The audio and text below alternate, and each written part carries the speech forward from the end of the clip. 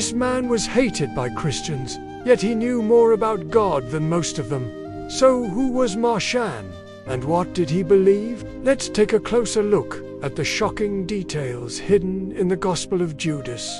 Imagine for a moment that you are an ordinary person living in the ancient Roman Empire. You've heard about Jesus and his teachings, but you have never actually met him or any of his disciples. Then suddenly, a new preacher appears in town claiming to be a disciple of Jesus, and that he carries his secret teachings with him. Surely you would want to hear what he has to say.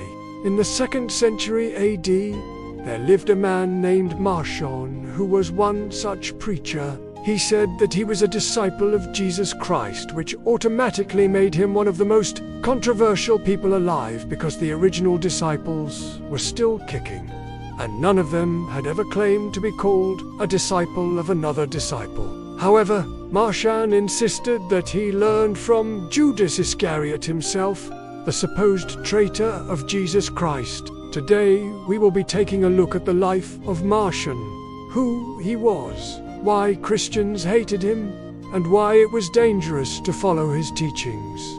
So stick around until the end to find out what the secret teachings of Judas really are. But before we begin, make sure to subscribe if you want to see more videos like this one. But let's get back to the subject.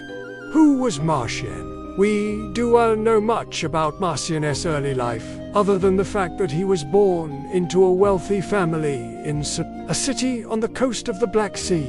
At some point, he moved to Rome, where he started spreading his teachings. While Marcion's biography is unknown, we do have some information about his teachings. He believed that Jesus taught 2 sets of teachings. One set was for the ignorant masses who could not understand his deeper teachings. The other set was for those who were ready to receive the fullness of his teachings. Marcion belonged to the latter group and claimed to possess secret teachings directly from Jesus.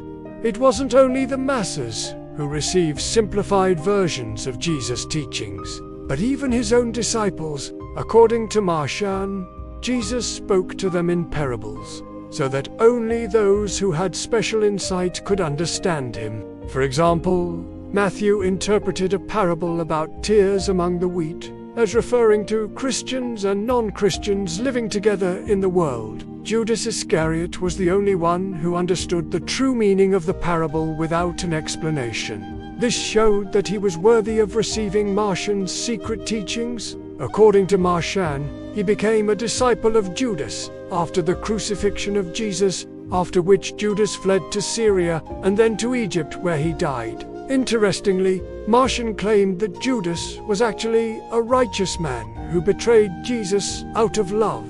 Yes, you heard that right.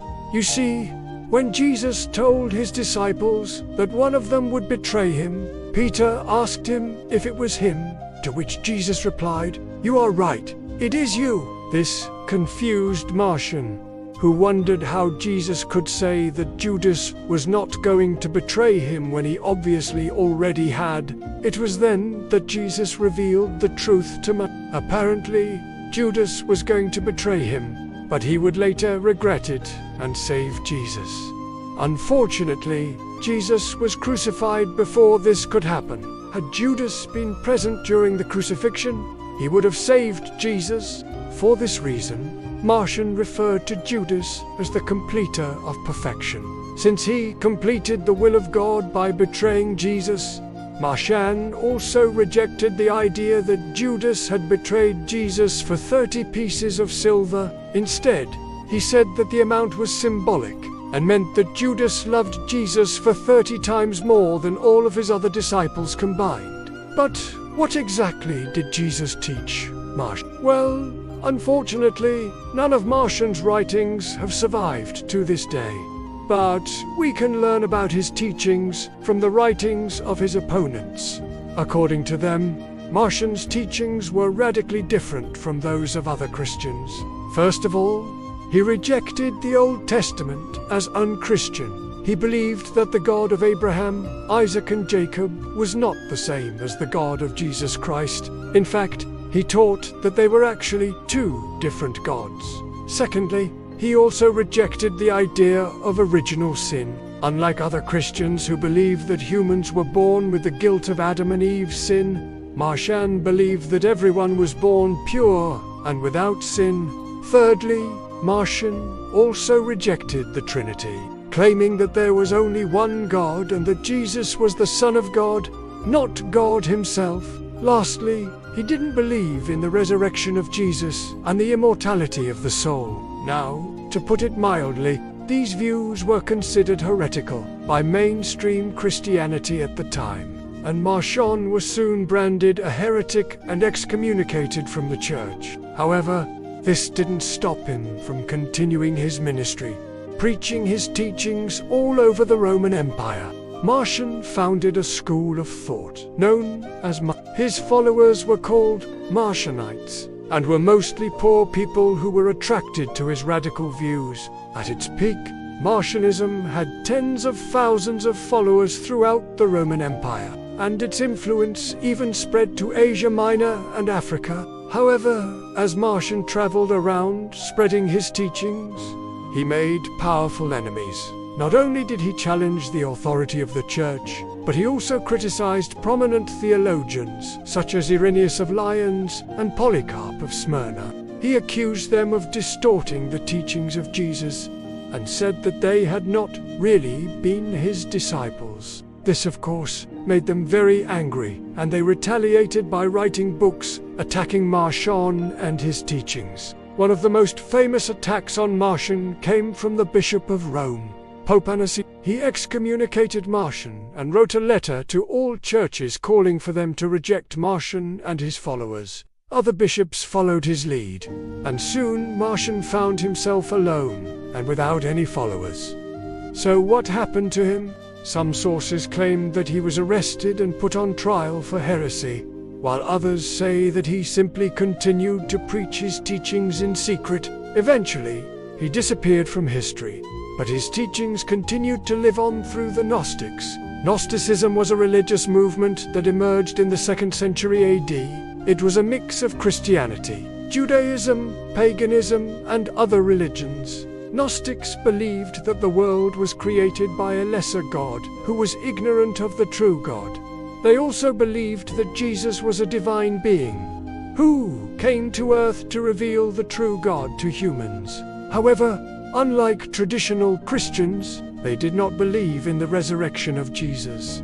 Marcion's teachings were similar to those of the Gnostics, and many scholars believe that he was actually a Gnostic leader. However, there is no evidence to support this theory, and it is likely that Marcion was simply a Christian heretic who was later absorbed into the Gnostic movement. Did Jesus really say these things? Now that we know what Marcion believed and how he came to those beliefs, let's take a closer look at the secret teachings of Judas Iscariot, as recorded in the Gospel of Judas. As mentioned earlier, according to Marcion, Judas was the only disciple who truly understood Jesus' teachings. While the others needed parables to be explained to them, Judas got it right away. Judas was the first to ask Jesus questions about the kingdom of God, and he was the only one who received a direct answer. He also asked Jesus about the man who had leprosy, and Jesus told him to touch the man and heal him.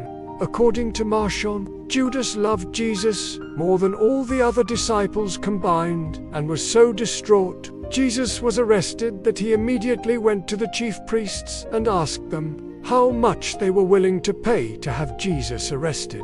When he heard that they were offering 30 pieces of silver, he immediately agreed to help them. However, after Jesus was crucified, Judas realized the error of his ways and wanted to return everything he had received from them.